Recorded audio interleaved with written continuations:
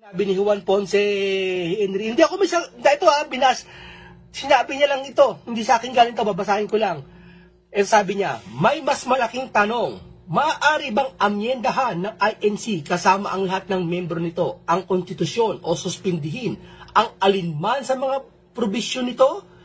May reaksyon si Juan Ponce Enrile. Alam nyo, dito sa reaksyon niyang ito, medyo bumilib din ako dito kay Juan Ponce Enrile. Ito, may welta ngayon. Dating Senate President, dating Senador, at sa kasalukuyang namuno sa Presidential Advisor Juan Ponce Enrile.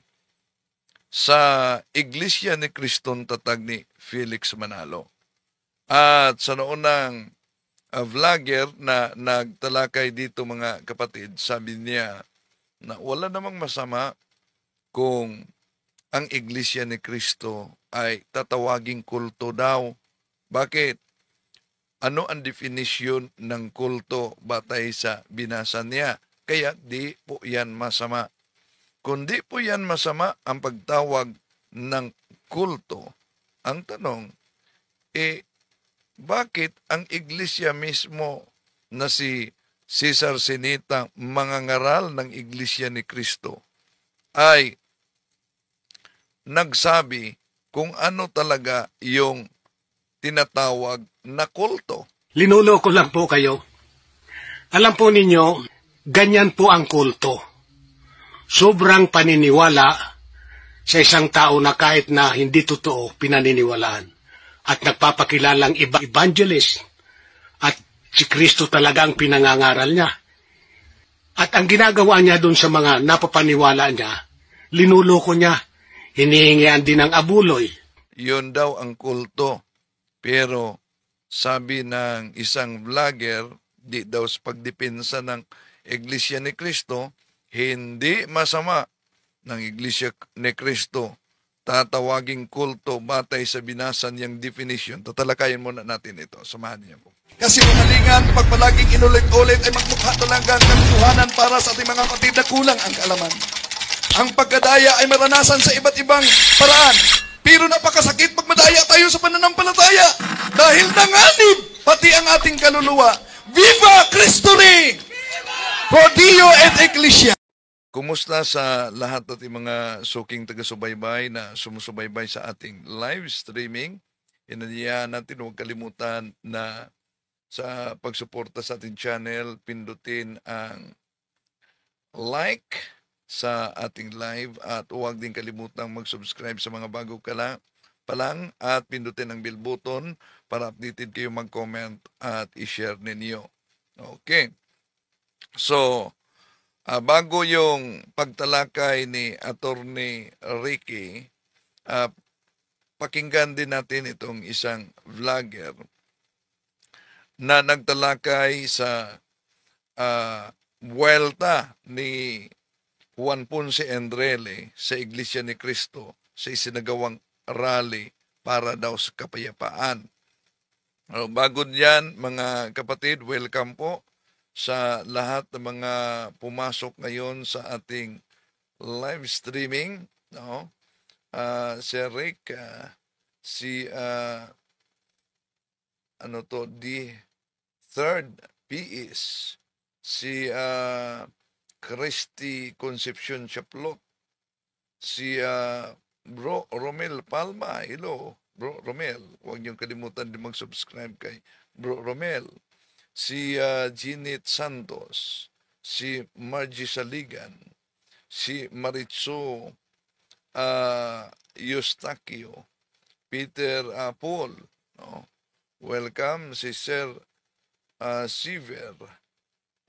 Bakit galit na galit silang tawaging kulto? Totoo namang kulto. Si Brother Romel Palma listening while nag-repair ng CP. Peter Paul, sa lahat natin mga kapatid dyan sa pananampalataya at katwiran. Raquel Mabali sa Dubai, si Telmo Pasaylon, hello kapatid. Si Oscar Suarez, si Bro Jimar Carpio Olian sa New Washington, Aklan Viva Senior Santo Niño, at sa lahat natin mga sumusubaybay sa ating live streaming. Si Leo Delfin diyan sa Makati City, si Erma Cartagena diyan sa Pandakan, Manila, at sa lahat ng mga sumusubaybay ngayon sa ating live streaming. Okay, di na natin pa tatagalin pa mga kapatid. Unahin na muna natin itong paliwanag sa isang vlogger kaugnay sa nangyaring rally at pagbasa niya sa reaksyon ni Juan Ponce Enrile. No, alam mo ang pinakapunto ng Iglesia ni Cristo dito talaga, no? Hindi naman nila pinipigilan, mali yung termino, maling gamitin na pinipigilan nila ang impeachment ni Sara. Sabi nila ganun din yun, magkaiba yun. Kasi ang Iglesia ni Cristo, biblical sila eh. Una, ang Iglesia ni Cristo daw, biblical, sola scriptura. Ibig sabihin, pag biblical, sola scriptura. But remember, even the word sola scriptura does not found in the Bible itself. Even the word Bible alone. Halimbawa, yung toro ng Iglesia ni Cristo na si Felix Manalo ay huling sugo. Wala naman yan sa Biblia. Pilit lang inangkin ni Felix Manalo. Yung turo ng Iglesia ni Cristo na natalikod ang unang iglesia, wala naman yan sa Biblia. Pilit lang nilang iginiit para yung tatag ni Felix Manalo ay lilitaw. Ang dami pa. Si Kristo hindi Diyos. Wala naman yan sa Biblia na si Kristo hindi Diyos. Ngunit, may mabasa natin dyan sa Biblia, dami na si Kristo ay tunay na Diyos at tunay na tao. At maliban diyan, ang sinabing ang Iglesia ni Kristo ay nakabatay sa Biblia, naunang inaamin ng Iglesia ni Kristo, wala silang sariling Biblia. Wala raw tayong sariling salin ng Biblia. Ang una, kaya natin na gumawa ng sariling salin ng Biblia. Kaya natin, kapatid na Michael, pero hindi po ginagawa yon ng Iglesia ni Cristo. Ang dahilan, kapatid na Michael, iyon nga mismong mga Biblia ang isinali nila na ating ginagamit. Hindi nga nila halos paniwalaan pag tayo ang gumagamit. Di lalo namang hindi nila tatanggapin kapag yan ay salin ng Iglesia ni Cristo. Tikalawa, hindi naman po komo ang isang relihiyon. Tulad ng Iglesia Katolika, hindi naman komo ang isang relihiyon, mayroong isinaling Biblia, gaano mang karami yan, hindi katibayan yan na yan ay totoo o tunay na relihiyon. Yan. Imagine, kuha nyo ba ang logic? Kung ang simbahang Katoliko maraming isinaling Biblia, di daw umano katibayan na ang Iglesia Katolika ay tunay na relihiyon. Pero inaamin ng ministro ni Felix Manalo, kahit sila ay nanindigan sa Bible alone, wala silang sariling Biblia. Ibig sabihin, nakibasa, namimili lang. At saan sila namimili ng salin? Isa na yung sinabi ng ang simbahang Katoliko, kahit gaano kadami ang salin ng Biblia, hindi batayan na tunay na reliyon. Kung yun ang argumento na ang Katoliko na nagsalin ng iba't ibang Biblia ay hindi magiging batayan para magiging tunay, abay, ibig sabihin, nakibasa sila sa Biblia galing sa isang reliyon na pinaniniwalaan nilang hindi tunay. Kuha niyo ba ang argumento, mga kapatid? Di ba? Pero, paano ngayon? Di po ba sinabi na kahit sa Iglesia ni Cristo na ang Katoliko ay siyang unang Iglesia ni Cristo? Kahit pinabulaanan pa na nila paulit-ulit, pero di na yan. Nasa Basugo Magazine, nasa radio program na nila yan. Mali po ang pagkaunawa nitong si Talibong. At ang Iglesia Katolika bilang isang organisasyon o samahang pangrelihiyon, yan po ang organisasyon. Pagka sinusipa balik, yan ang dating Iglesia ni Cristo. Yan ang dating Iglesia ni Cristo. Yan ang dating Iglesia ni Cristo. Hindi po totoo yan. Mali po ang pagkaunawa nitong si Talibong. talaga pong ang Iglesia Katolika Apostolika Romana, talaga pong sa pasimula, yan ang Iglesia ni Kristo. Oh, see? Iglesia ni Cristo na mismo ang nagsabi niyan. Paano magiging hindi tunay na relihiyon na sa pasimula ang Iglesia Katolika ay siyang tunay na Iglesia ni Cristo? Pero ang gusto nilang ipilito, natalikod. Yun naman ang problema. Kung Bible alone ang Iglesia ni Cristo, saan mamabasa na natalikod ang unang Iglesia ni Cristo? Yung aral na natalikod, yun din ang aral ng grupo ng 70 Adventist na tatag ni Ellen Goldwhite. Yun din ang aral na natalikod ang Iglesia ng Mormons, no? At kay Joseph Smith, mga kapatid. Marami pa na nagbasa lang ng sariling Biblia. Pakinggan muna natin itong ating isang vlogger. No? Hindi pwede pagsamahin ng mundo ng biblikal sa mundo ng mga tao, yung termino. Di ba? Magkaiba yon. Halimbawa, kasi parang pinagdidikit nila yung salitang peace rally, na ganun din naman yan eh. Kuwari, kinakampihan nila si BBM na yung opinion ni BBM. Kamakatawid, gusto lang talaga nila, pinipigilan nila yung impeachment ni Sara. Mali po. Okay, una, di nila pinapigilan ang impeachment ni Sara. Mali daw umano. O di po ba nanindigan ang INC batay mismo sa pahayag ni BBM na si BBM kasi naglabas ng pahayag na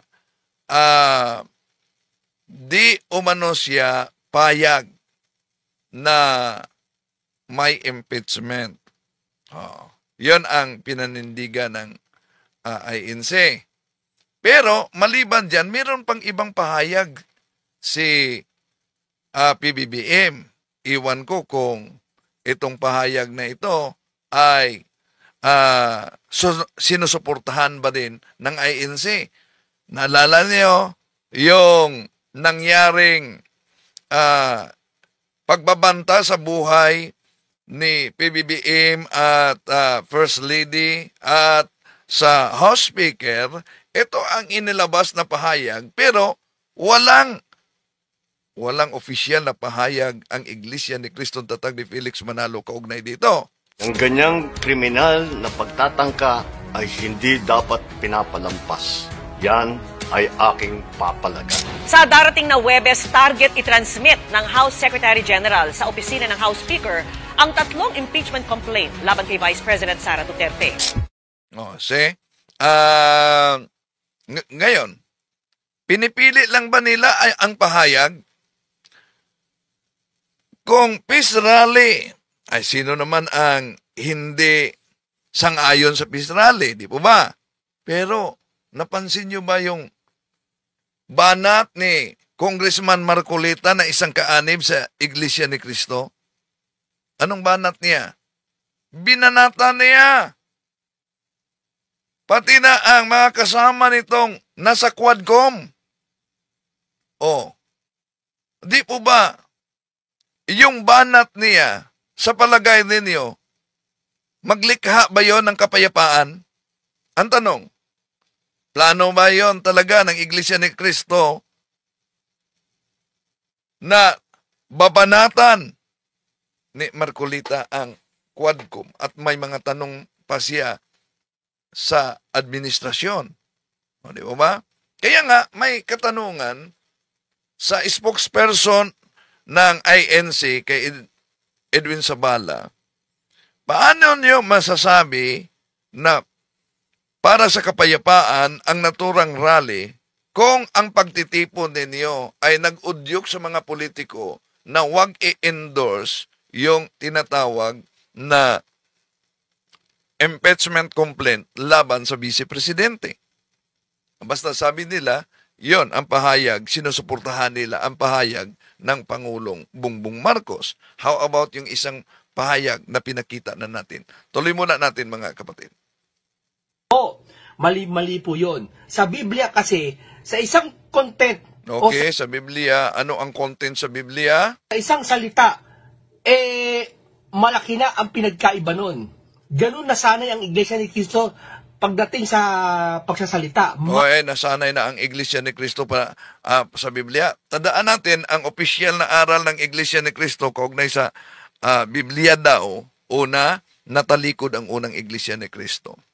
Pangalawa, nasa kanilang Pasugo Magazine, truly Romans 16:16 refers to the first church of Christ.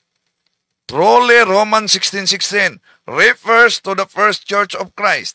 Tanong, palagi nilang ginagamit ang Roma 16:16 para patunayan yung iglesyang tatag ni Felix Manalo. Bakit tatag ni Felix Manalo? Nakatala naman yan sa kanilang SEC registration. At nasa Pasugo Magazine, di ko pag ginamit, maliban lang kung may harapan talagang debate sa Iglesia ni Cristo, may nakasulat sa kanilang Pasugong Magazine. Siguradong sa makarinig, paghandaan nila yan. Ang nakasulat kasi, ano ang batayan daw na ang isang iglesia ay hindi kay Kristo? Dahil ito'y nakarehistro sa Securities and Exchange Commission. Di pa namin yan ginamit. So ano daw ang batayan na ang iglesyang hindi kay Kristo nakarehistro sa Securities and Exchange Commission? Tanong, wala ba sa Pasugo Magazine nila na ang Iglesia ni Cristo ay nakarehistro sa Securities and Exchange Commission? May lagda pa sa kopya, original na kopya. Maraming salamat nito na pinadala mismo ni Attorney James Beron kasama natin. Nakasulat doon, Cuelos Fundadores de esta Asociación son Felix Manalo, that the founders, marami sila, that the founders of this organization are, okay? Sige, tuloy natin mga kapatid. Isa na si Felix Manalo.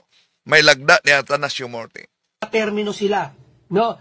Kaya maingat sila sa bawat pagkilos dahil biblical yung ginagawa nila, no? So maingat sila sa pagkilos dahil biblical ang ginawa ng INC. Biblical daw ang ginawa ng INC. Kaya mag-ingat sila sa kanilang kilos. Kung nag-ingat sila sa kanilang kilos, hindi pampolitika ang naturang rally. Pero sinong pumunta at dumalo, mga politiko. Di ba? Walang kaugnayan sa politika ang naturang rally. Pero sino ang binabanatan doon sa rally ni Congressman Marcoleta? Di po ba mga politiko? Yung banat ni Marcoleta sa mga kasama niyang politiko, lalo na sa Quadcom. Ang tanong, makabuo ba yon ng kapayapaan? Okay, tuloy natin. Sa Biblia kasi may mga magkakadikit na word. Dito sa atin, sa mundong itong ginagalawan natin. Ano yung magkakadikit na word sa Biblia? Sige nga. Kaya maingat ang INC dahil may nagkakadikit na word sa Biblia. Kung may nagkakadikit na word sa Biblia, ano yan? Yung nagkakadikit na pilit nilang inaangkin, Roma 16:16, Iglesia ni Cristo, nakasulat sa kanilang Pasugo Magazine, Trole Roman 16:16 refers to the first church of Christ. Ano daw? Ang Roma 16:16 tumutukoy sa unang Iglesia ni Cristo. Tanong, kung sila ang manindigan, sino ang unang Iglesia ni Cristo? Pakinggan natin ang mga ngaral ng Iglesia ni Cristo. Si Sinita. Dahil sinabi ko raw na sa pasimula, ang Iglesia Katolika Apostolika Romana ay ang Iglesia ni Cristo. Wala pong kontra dyan. Talaga pong sinabi ko yan, na ang Iglesia Katolika Apostolika Romana, yan ay napatatag. Ang kahulugan po niyan ay hindi pasimula ng organisasyon, kundi yan po sa pasimula ay Iglesia ni Cristo at yan po ay nagbuhat pa sa panahon ng pang-apostol. ang Iglesia Katolika sa pasimula, yun po ang Iglesia ni Cristo. Therefore, kung ginamit nila sa kanilang pasugo, nalathala sa kanilang pasugo magasin, truly Romans 16:16 refers to the first church of Christ, then ang Romans 16:16 repirado sa tinutukoy nilang Iglesia Katolika. Ang tanong, bakit inaangkin nila? Di mo ba? Okay, tuloy natin. May mga words na magkahalintulad. Alam mo yung magkahalintulad? Yung para bang pag ginawa mo tong isang bagay na to, katulad ng isang bagay. Ano kaya na words na magkahalintulad na tinutukoy niya dito? Sa Biblia daw, parang ginawa mo yung isang bagay, doon din ginawa yung isang bagay. Yun po bang rally na sinasabing para sa kapayapaan ito, pagkatapos politiko ang miyembro nila, na si Marcoleta, banat ng banat sa mga kasamang politiko? Tuloy natin. Sa Biblia, hindi, malayong bagay yun. Di ba? Malayo ibig sabihin. Ano ibig sabihin ko? Yung ginawa nilang rally, hindi yung katulad ng sinasabi ng karamihan o iniisip ng karamihan na ang Iglesia ni Cristo ay kampi kay Sara. Malinaw naman ang ginawa nila na kasi So, kung di kampi ang Iglesia ni Cristo kay Vice President Sara Duterte, no?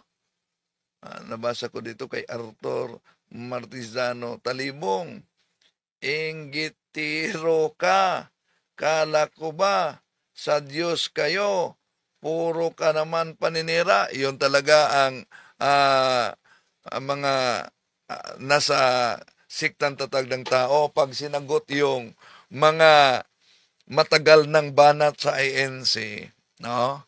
Paninira na. Halimbawa, yung mga kasama mong ministro, si Sandoval, na nagsabi na ang Iglesia Katolika ay sa pasimula siyang unang Iglesia ni Cristo. Paninira ba yon? Mali po ang pagkaunawa nitong si Talibong. At ang Iglesia Katolika bilang isang organisasyon o samahang pangrelihiyon, yan po ang organisasyon. Pagka sinusi pabalik, yan ang dating Iglesia ni Cristo. Yan ang dating Iglesia ni Cristo. Yan ang dating Iglesia ni Cristo. Hindi po totoo yan. Mali po ang pagkaunawa nitong si Talibong. Talaga pong ang Iglesia Katolika Apostolika Romana, talaga pong sa pasimula, yan ang Iglesia ni Cristo. Yun. Yun ang nagkakadikit, di ba? Na, di po ba sabi nila, dapat mabasa sa Biblia. O sige, kung sundan natin. Saan mabasa sa Biblia na ang Iglesia Katolika sa pasimula ay siyang unang Iglesia ni Cristo? Kung Biblia ang batayan. Pero, galing yan sa kanila. Pinatunayan mismo nila. Pero may kasunod yan. Natalikod kasi ang unang Iglesia ni Cristo. O sige, doon na. Pag natalikod ang unang Iglesia ni Cristo, saan sa Biblia na ang unang Iglesia ni Cristo natalikod? Yan na naman ang problema. Walang mabasa diyan. Tuloy natin. Kung hindi nila sinusuporta ng PCBBM, hindi nila sasabihin na sang-ayon sila sa opinyon ni BBM na ang rally ng Iglesia, ang ayaw ng impeachment. Bakit niya talaga? Anong pinaka-root? Dahil gusto ng Iglesia ni Cristo, kapayapaan na, napapanahon na. Walang problema talaga sa kapayapaan. Lahat sa atin. Pero ang tanong, dahil, kahit na si Enrile nag-react, no? Nasa konstitusyon natin na yung mataas na pinuno ng ating bansa, pag may nakitang posibleng kasalanan, ay padaan ito sa impeachment complaint. At process yan. Isang malinaw na proseso yan. Bakit?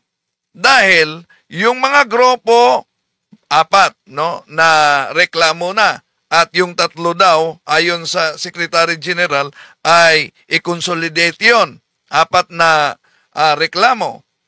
So, pag may reklamo, alam naman natin na ang Kongreso, hindi lang yan lawmaker, kundi sila din ay magiging fiscal pag merong impeachment.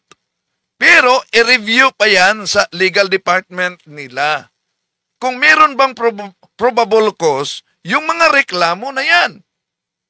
Alam naman natin, kung bintang lang, kung mahina ang ebidensya, di talaga yan makalusot sa korte. Alam natin yan. No?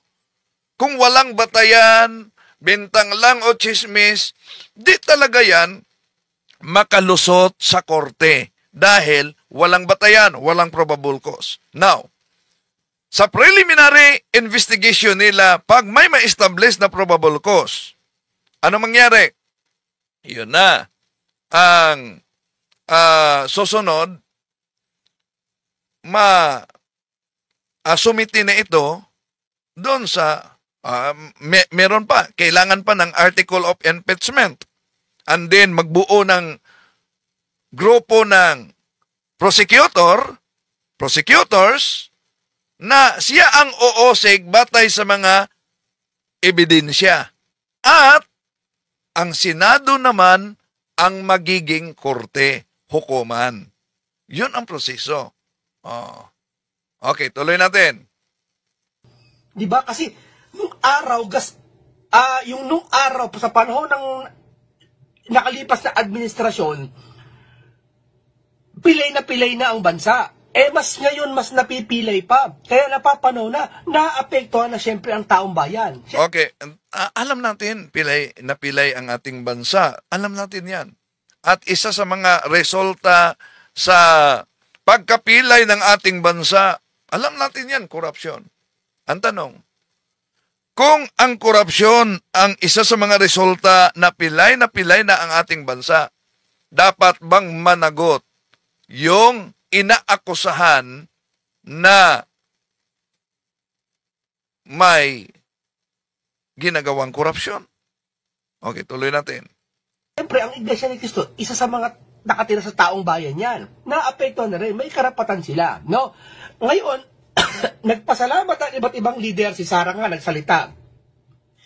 nagsalita nitong nakaraan balita at si BBM nga nagsalita, taos puso siya nagpapasalamat sa mga Iglesia ni Cristo na patuloy na pagsuporta sa administrasyong iyon. No?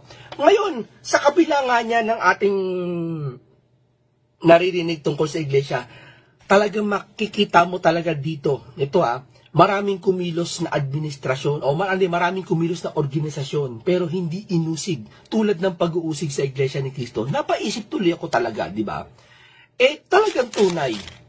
Ang isang sabi niya ni Cristo, sabi niya sa Biblia, kung bubuodin mo, kapag nagsalita ka ng katotohanan, ipapako ka sa krus, sabi. Kung nagsalita ka ng kabutihan, magagalit sila sa iyo. Kapag nagpahayag ka o pag naglunsad ka ng ikabubuti ng karapatan ng tao, magagalit sila sa iyo. Kaya ngayon, ang ginawang rally ng Iglesia ni Cristo may kalakip na pag-ibig sa taong bayan, no? Kasi nawala na sa atin ang pag-ibig, no? Kumbaga, ito binubuo nila ang pag-ibig, no? Kaya yun, binubuo daw sa rallying ito ang pag-ibig. Kaya ibalik natin ang katanungan. Yung banat ni Marcolita na binanata niya yung Quadcom, na ayon sa kanya, ang Quadcom daw ay nagmistulang kortina. Di ba? Ang idinipinsan ni Marcolita, dinipinsan niya si VP Sara. Pero nabanatan din niya ang Quadcom. Ang Quadcom, ang iniimbestigahan diyan, Pogo at EJK. Kaya ang ipinatawag si dating Pangulong Rodrigo Duterte. Tinatawag yang Quadcom dahil 4 na komite yan.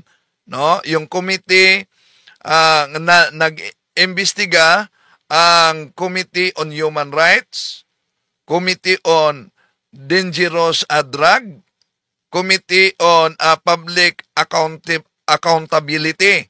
No? Yun ang Committee on Human Rights, no, ang nag-imbestiga sa Quadcom. So, investigasyon pa lang yun. In aid of legislation. Pero iba ang nagpatawag kay Biffy Sara. Ang nagpatawag niya ang House Committee on Good Governance and Public Accountability. Kaugnay yon sa 125 million na intelligence fund at ang paggasta nito sa DepEd Secretary siya. Di ba? Okay. Tuloy natin. Etong ginawa ng rally ng Iglesia ni Cristo ay very effective. Hindi naman ito para pigilan o sino man ang batas o buwagin ang rule of law. Hindi naman ganon. Ito ay nasa sa kanila na lang yun kung susundin nila ang Iglesia ni Cristo. So, sandali muna. Nabasa ako si Juban Mark Abiano. Mag-ingat tayo sa paring ito. Nako. Si Porter daw, si Porter to ng NPA. Mga kapatid ko na INC, ayaw ng kapayapaan ito. Yun ang problema talaga. Sino bang hindi ayaw ng kapayapaan? Ang tanong, bakit si Marcolita na kandidato, nakaanib ng INC, ang nagsalita doon at binanatan? So, therefore, may pahintulot mismo sa INC, no? Na binanatan yung mga kasama niya. Saan ang kapayapaan? Yung banat ni Marcolita, ibig po ba sabihin, makabuo yon ng kapayapaan? Kung sinabi ng INC na ang rally ay para sa kapayapaan, walang halong politika, bakit yung kandidato sa pagkasenador mismo na miyembro ng INC, siya ang bumanat doon? Pagkatapos, ayaw niyong makinig ng katotohanan na yun talaga ang nangyari at iakusa ninyo na NPA na? Naku, nakakatawa talaga ito. Tuloy natin. Ang sa kanila lang, nakipagkaisa sila at nagawa nila ang pagkakaisa para sa pagboto Manalo, matalo ang isang politiko na kanila. Nagkakaisa sila para sa pagboto. Naalala ko. Ulitin ko ha. Yung kasama ko sa radio station, production director namin noon. Ako, dumaan din ako sa pagiging production director sa mahabang panahon. Yung naunang production director ko, si Morpheus Agot, kumakandidato yon sa pagiging board member sa probinsya. Nalaman niya sa kaniyang kaibigan na dun umano sa ibang syudad, may nakarating na liham mula noon pa kay Eranio Manalo pa yon. Kay Eranio Manalo na wag iboto. Binanggit talaga ang kasama namin na si Morpheus Agot, wag iboto sa Iglesia ni Cristo. Kaya habang nag-radio program ako, nang natanggap yan hello, board member Morpheus Agot. Alam ko na nagsubaybay siya. Pumasok siya sa station booth kung saan nag-programa ako.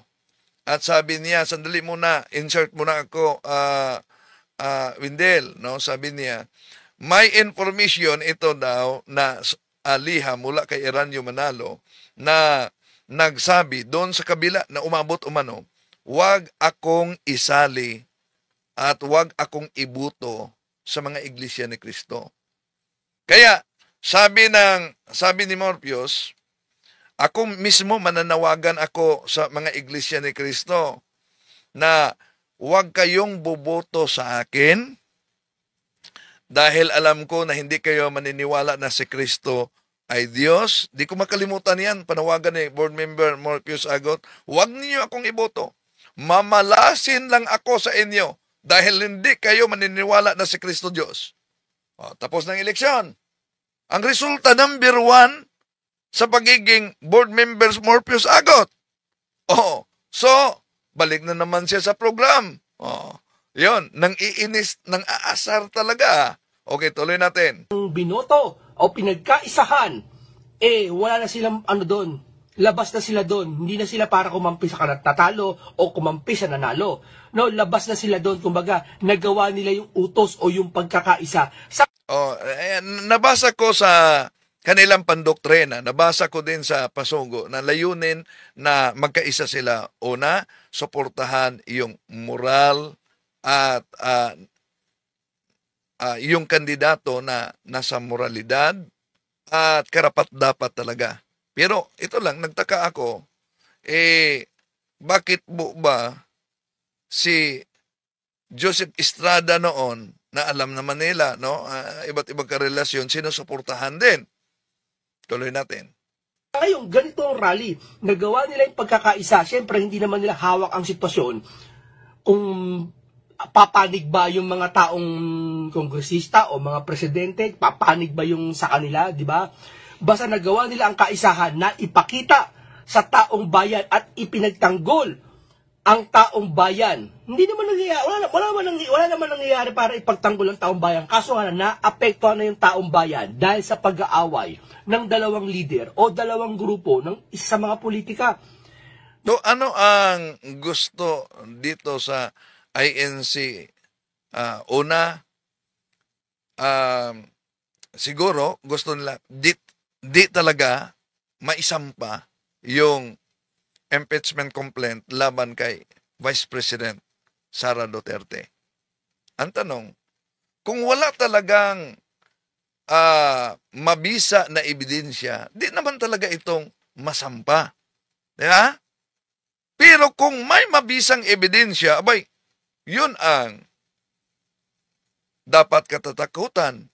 Dahil pag may mabisang ebidensya, may mabisang batayan, sigurado talagang maisampayan sa hukuman. Kaya, ang pagdududa ito ng karamihan, di kaya nagrarally ang INC dahil alam nila na may mabisang ebidensya, kaya ginagamit ang puwersa para di matuloy ang impeachment complaint. Okay, tuloy natin. Diba? Ibig sabihin, na nagkakaroon na ng imbis na makapag-focus doon sa isang bagay para matapos mo yung mga proyekto o yung mga... Kasi hindi mo pwede sabihin na ano ka yung double ano ka, ba, ano ba tawag doon, yung kahit may problema ka, magagawa mo yung... kahit may away kayo, maasikaso mo yung bayan, hindi mo pwede mangyari yun. Diba? Hindi ka makapag-focus sa dalawang bagay. Kailangan talaga kapag ikaw, kaya nga nahalal ka dyan, nakapokus ka, kakalimutan mo yung mga kaaway mo, yung walang kamag-anak, walang kumpa-kumpare. So, yun ang sinabi sa sinusuportahan nilang si Erap Estrada noon. Walang kamag-anak, walang kakumpare-kumpare. Pero ang tanong talaga, kung ang layunin nila na hindi mag-away dyan sa politika para makapokus sa serbisyo, bakit ang kinuha nilang isa sa mga tagapagsalita, binanatan mismo ang Quadcom at ang mga kasamang politiko? Sa palagay ninyo, dahil sa pagkakaisa na yan na rally para sa kapayapaan, ang banat ni Marcolita sa mga kasama, sa palagay ninyo, makabuo yon ng kapayapaan? Okay, tuloy natin. Dapat nakapokus ka sa gobyerno kasi nga hinalal ka ng bayan diyan, pinagkatiwalaan ka. Dapat 'yun ang trabaho mo, 'di ba? Hindi trabaho ng isang organisasyon 'yun. Ngayon nagmalasakit ang Iglesia ni Cristo na mamagitan, na ipag-ayos, ipagkasundo na hindi naman naiintindihan ng karamihan. No, kasi nga eto hindi ko alam kung may narinig kasi ako, sabi talaga hindi ako, siyempre nasasaktan din ako kasi nga ang nakikita ko kasi sa Iglesia ni Cristo, puro kabutihan ng kanilang ginagawa. Bagaman kabutihan ng ginagawa ng Iglesia ni Cristo, inuusig sila. No? Bago tayo... Ang Iglesia ni Cristo, grabe ang mga pang-uusig at nakapokus sila sa simbahang Katoliko. No? Kaya nga, ginagamit nila ang mga aklat Katoliko. Pinag-chop-chop ng mga ministro mula pa yan sa panahon ni Felix Manalo, ang tagapagtatag ng Iglesia ni Cristo. No? So, tuloy natin mga kapatid.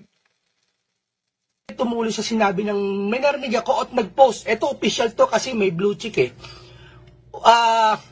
Official to sinabi ni Juan Ponce Enrile. No, si Manong. Manong, may edad na rin po tayo kasi, no? Pero babasahin ko po yung pahayag nyo.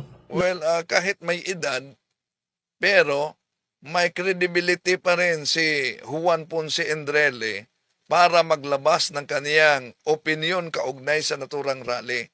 No, pero sinalin ko na sa Tagalog, no? Post nyo to, hindi ko po post to, no? Hindi ko po galing sa akin to, pero mamaya babasahin ko po, no? Pero bago yan, sinasabihan tayo ng napakarami na kulto, no? Kulto daw ang Iglesia ni Cristo. Alam mo, may nagsabi daw na kulto ang Iglesia ni Cristo. So, ibig sabihin, siya kaanib sa Iglesia ni Cristo, natatag ni Felix Manalo, pero nasaktan daw siya dahil may nagsabing kulto ang Iglesia ni Cristo. Para maisingit ko lang ang kulto hindi po masama. So ang tanong, kung ang kulto ay hindi masama, di po ba bago lang nasabi niya, nasasaktan siya nang sinabi na ang Iglesia ni Cristo ay kulto. Kung ang kulto ay hindi masasama, ang tanong, bakit nasaktan siya? Di, dapat matuwa siya dahil ang kulto ay hindi masama daw. Tuloy natin. Bakit di masama? May definition siya. Di ba sabi, pinangaasar, pinampupunto sa Iglesia ni Cristo. Hindi siya pitatanggol ko Iglesia ni Cristo pero para malinaw na matapos na yung salitang kulto, aalamin natin kung ano yung kulto. So tatapusin niya. Pero nauna, sabi niya, nasaktan talaga siya na may mga nagsasabing ang Iglesia ni Cristo ay kulto. Pero para matapos na ito, ano ba talaga ang ibig sabihin ng kulto? Ito. No, ang kulto pala, hindi pala masama. Dito lang pala sa Pilipinas may mga hawak na kandila, may mga apoy, mga insenso. So ang kulto pala di masama. Pero kung ang kulto di masama, tingnan niyo yung channel ni Cesar Sinita na Iglesia ni Cristo, tagapangaral ng Iglesia ni Cristo. Di po ba sinabi niya, Iglesia Katolika ang tunay na kulto? O di kung sundin natin ang kanyang pahayag, mga kapatid, na ang kulto ay hindi masama, at makita ninyo sa title ni Cesar Sinita, ang Iglesia Katolika ang tunay na kulto, ibig sabihin, ang Iglesia Katolika ang tunay na hindi masama, dahil ang kulto hindi masama daw. Di po ba? Bakit tinawag ni Cesar Sinita na Iglesia ni Cristo ang Katoliko na kulto? Kung ang kulto para sa kanila di masama. Ako nga, tingnan niyo sa kanyang channel, si Wendell Talibong at ang mga supporters nito ay kulto.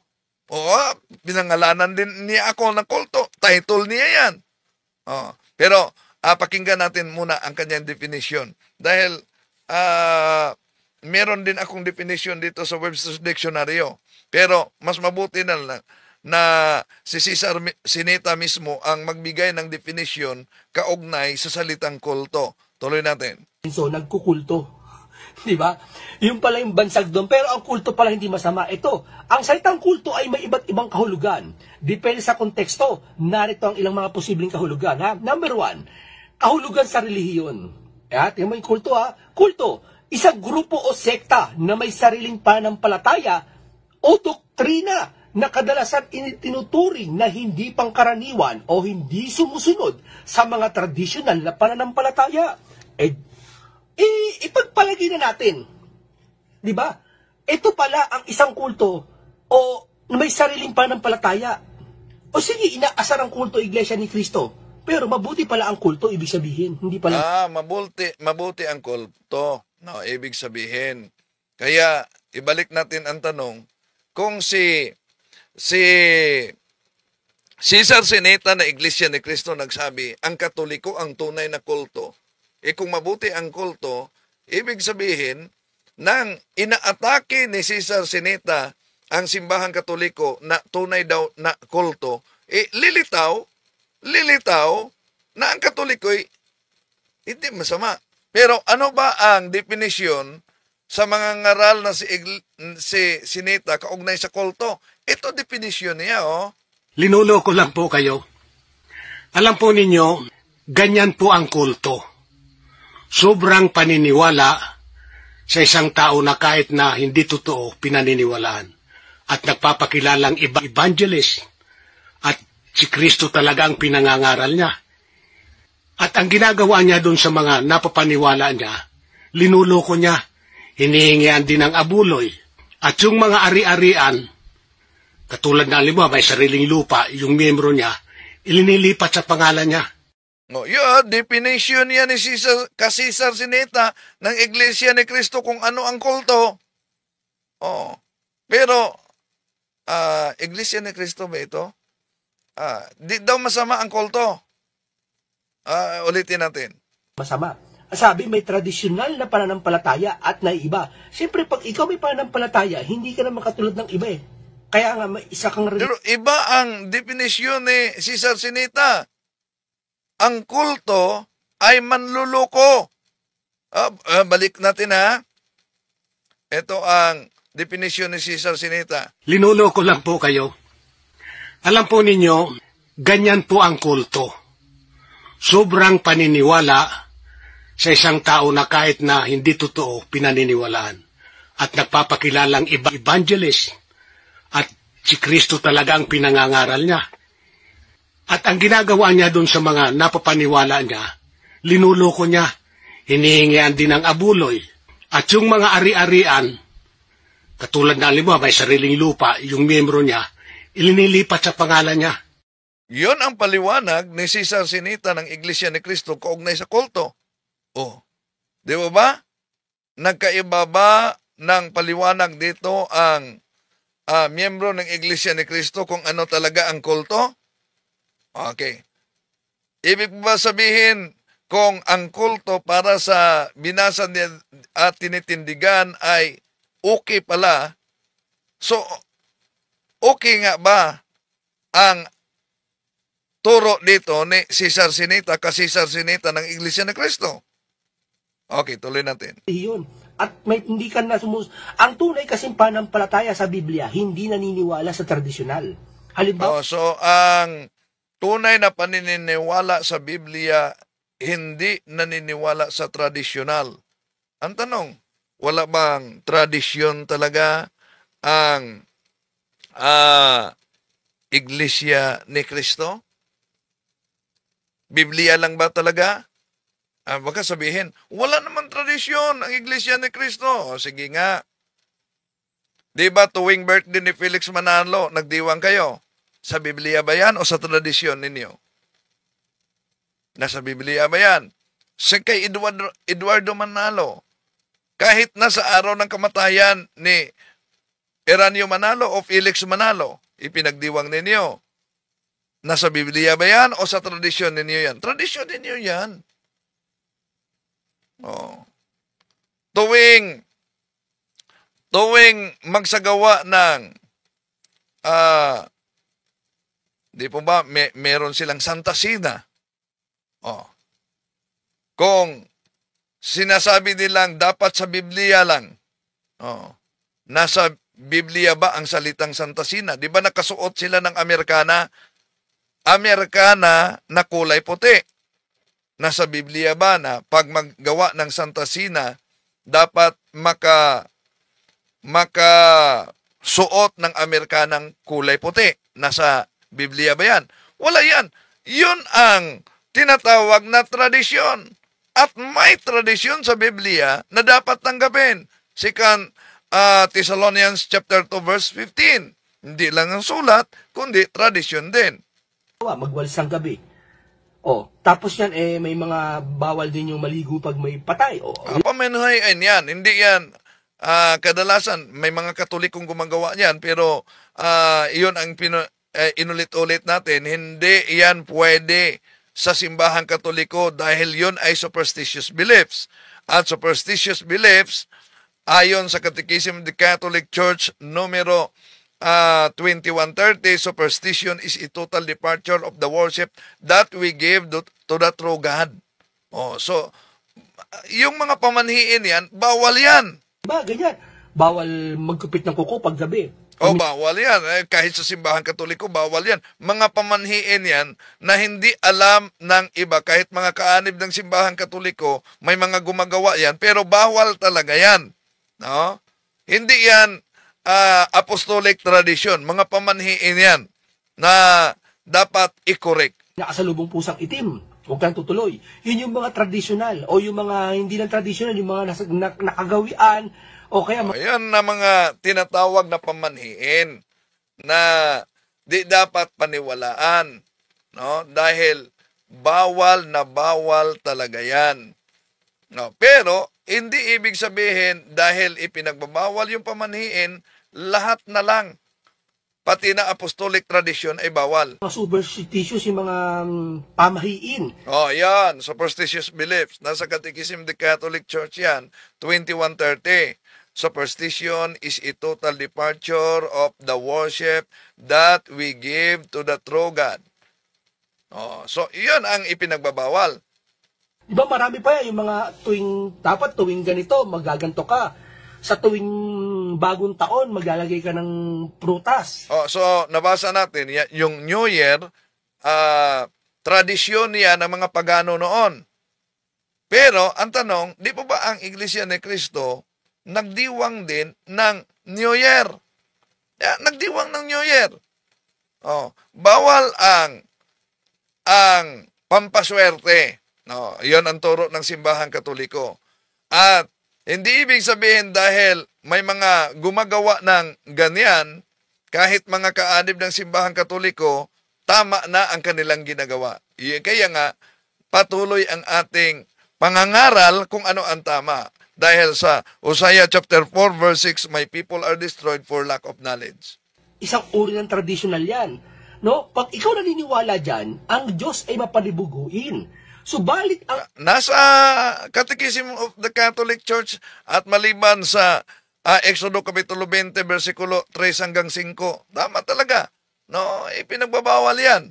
Oh, sadali, may basa ko, biyahe ni Aronans TV. Sagutin ninyo, bakit nasibak si Luis Tagle ni Pope Francis?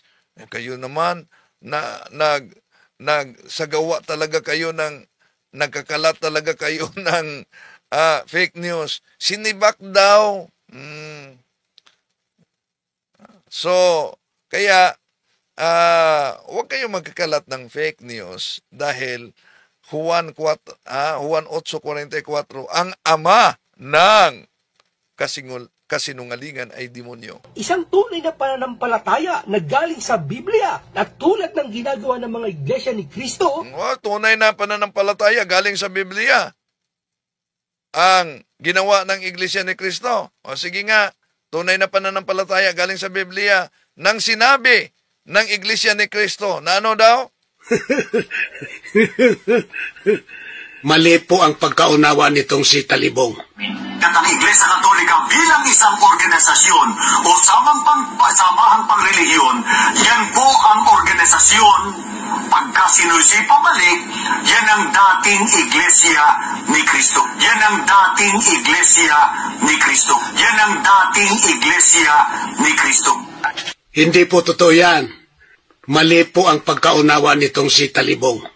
Talaga pong ang Iglesia Katolika Apostolika Romana, talaga pong sa pasimula, yan ang Iglesia ni Kristo. No. See? Sila mismo nagpatunay. Pero kung sabihin nila na dapat nakasulat sa Biblia, ito hanapin natin sa kanila.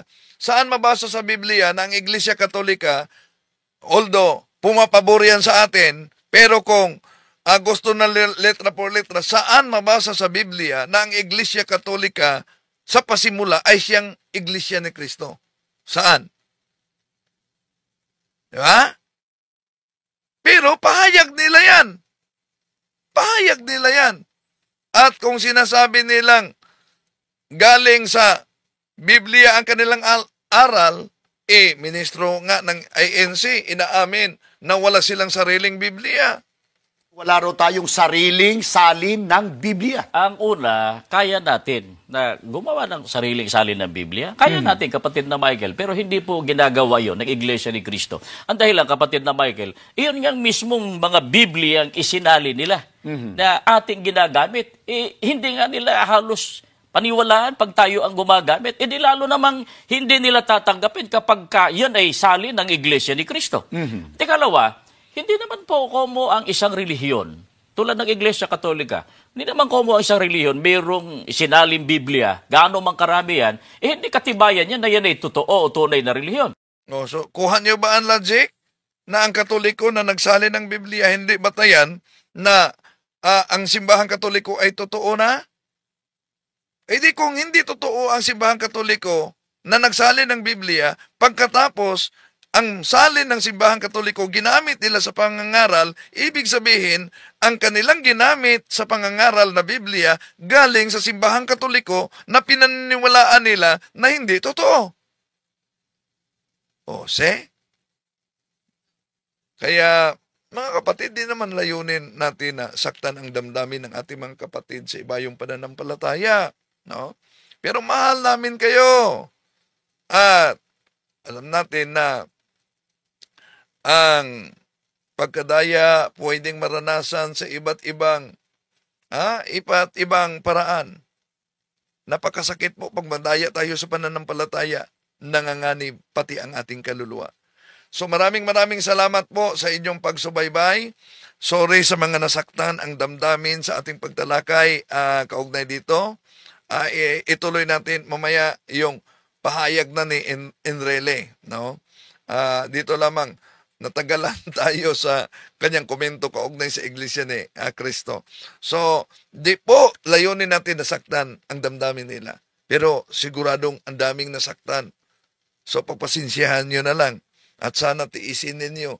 Dahil ang isang sugat, pag ito'y gamutin, gamit ang napaka-epektibong gamot, maramdam niyo talaga ang sakit, ang hapdi. Pero sa likod niyan, ay may kagalingan. Maraming salamat po. Hanggang sa muli. To make his message known is our responsibility. So here we are to pledge our lives to the Lord.